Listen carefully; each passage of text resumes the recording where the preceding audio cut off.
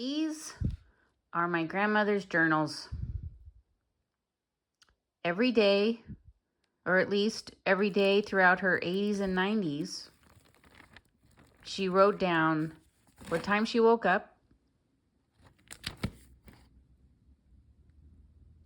and where she went to breakfast, which, yes, was very often McDonald's, because my grandmother didn't like to cook, and she liked fast food because it was cheap, because she was very frugal.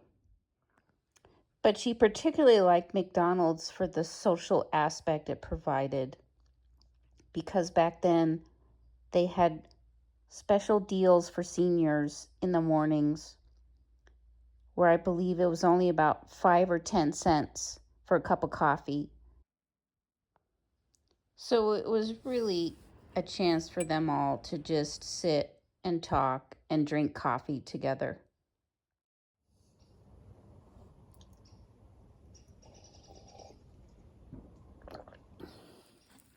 I had no idea that she was doing this, so carefully documenting all her days,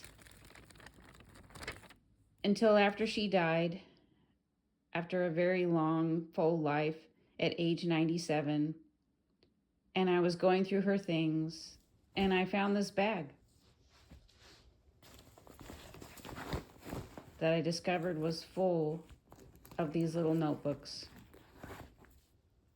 And I'm so glad I found them.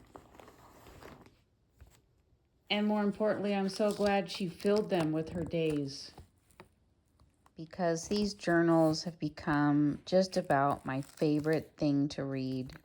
Since she had such a small space, she wrote really tiny and wrote very little words. And it took me a while to decipher her code. Like here, BF is breakfast, which she had at Carl's, which is Carl's Jr. And then she had French toast, which she was very excited about. I especially fell in love with her movie reviews. Like here, she found Murder in the First explosive. And I found them such a fun time capsule of movies and television shows like Frasier and Murphy Brown, and sports like football and tennis, that I felt compelled to transcribe them. And I started with this one, 1995, when she was 80 years old and living in a mobile home. But don't feel sorry for her, because she was living in Santa Cruz, one of the most beautiful places on earth. And that mobile home, which she had all to herself, was within walking distance of one of the most beautiful places in Santa Cruz, Pleasure Point. And she loved walking every day along the ocean and watching the surfers. And she was happy living alone, because she was a fiercely independent and incredibly persnickety woman who liked things her own way. Like here, she was very unhappy about the coffee service at McDonald's that day. Service terrible, no coffee on stand. And she chose to live in a mobile home because, like the fast food, it was cheap and allowed her to have more money for her true passion, which was traveling. But what really made me fall in love with my grandmother's journals and go back to them again and again is how soothing they are to me. Because her journals feel as comforting to me as this blanket she made for me when I was a child. I find that reading all the mundane details of her days wraps me in a comforting routine. And so now, whenever I get overwhelmed, especially in 2020 when COVID took over the world and turned all our lives upside down, or now in 2025, when shockingly things feel even more uncertain.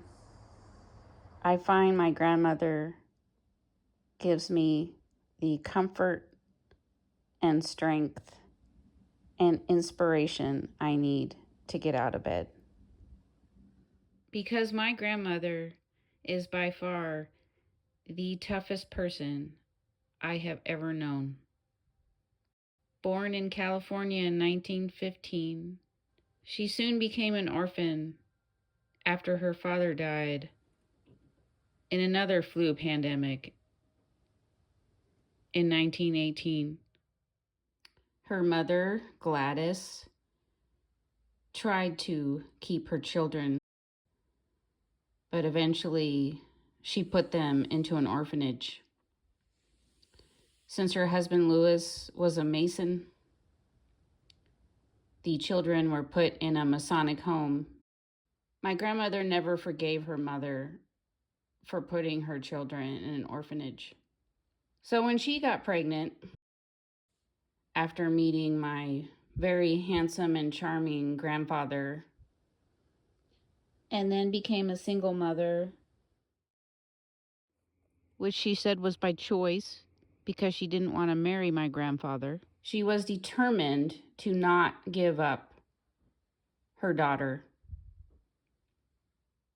She worked as a bookkeeper and even put herself through college so she could support the daughter